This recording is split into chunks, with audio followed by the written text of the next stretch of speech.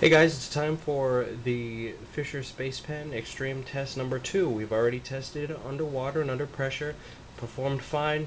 Regular ballpoint pen, not so much. And this is going to be number 2, and if you haven't figured it out from the title, this is going to be extreme temperatures, extreme cold, as a matter of fact.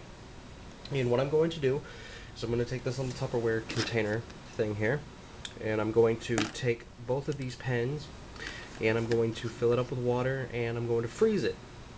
And then I'm going to go out tomorrow or whenever I get to it and I'm going to smash it with a hammer, trying not to damage the pens. And we're going to see what pens right after that. Maybe they both will, maybe neither of them will. I don't know. We're going to find out. Just a quick note, a progress update on the Space Pen to see how it's doing. Whoops.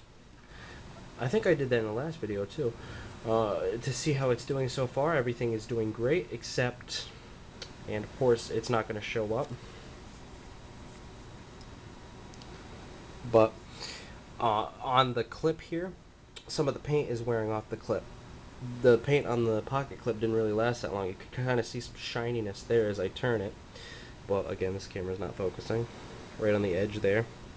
But yes, the paint is wearing off the pocket clip, but that's not bad because I take this pen with me when I'm lifeguarding. I put it in my lifeguard shorts. They have a pocket, I clip it to the pocket for two reasons, and they may be unconventional reasons. The first is writing notes. I write them on my arm in case I need to remember something, if I have to work the next day, if I don't, if it gets canceled for whatever reason, I write on my arm so I can remember that. But number two is a little less conventional, and I don't know, I thought it was a pretty interesting idea.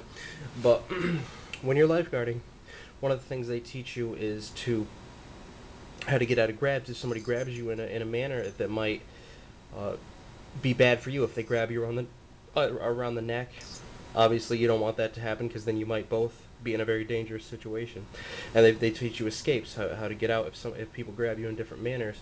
But if all else fails, there are very last resort things that you have to do. My dad, who was a lifeguard when he was in the Navy SEALs, and he was training some of the new recruits as a company commander.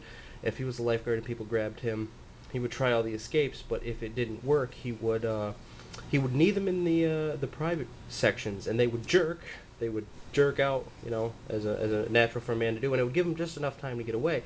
What I thought would be interesting is just something like this to be a little impact weapon. If you have this clipped on the inside of your pants, and things get really bad, you can reach down, grab it out of your pants, uncap it, and perhaps stab them in the leg. And of course, this is not something you want to do, but if worse comes to worse, you got to do what you got to do to save yourself. But hopefully that'll never happen. But at least you have that option there in case you need to do something like that.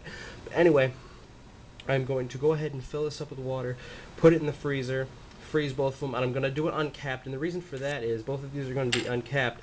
I'm testing if it can write in cold water. I'm not testing if I can literally break this pen, because I feel if I do it with, say, the cap on the back or capped or something like that, water will get in between the cap and the body of the pen and expand and bend it out, and then I'll have problems with the cap staying on. I just see that coming. I just foresee that happening, so I'm gonna put both of these in uncapped. Well, let's make sure these both are right before. Space pen. Of course, it still writes. This big pen.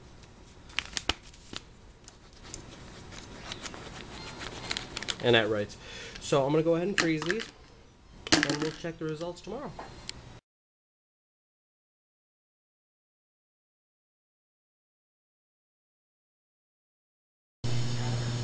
Hey guys, so here's the results of Extreme Test 2, and what I have here is the completely frozen pens, and the big pen didn't sink, so I actually took some paracord, and that's what you can see sticking up right there, and tied the Fisher to the big pen so they both sunk. So they are completely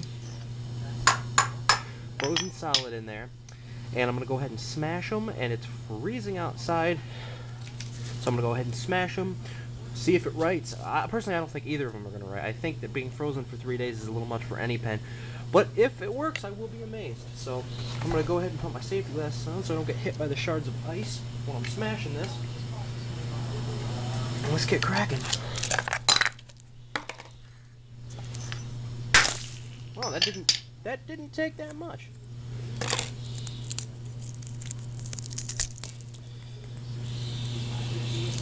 don't know what I'm gonna do about this paracord.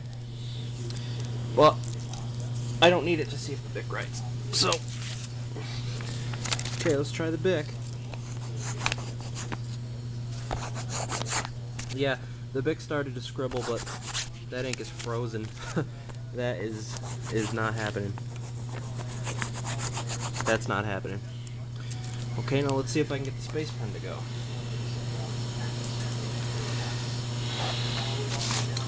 Okay. Space pen here on the other side. I don't know how I'm gonna write with that. Hold on, let me. Alright, I got it. Okay, space pen. Wow. Wow. Now, keep in mind, this has been frozen for 3 days.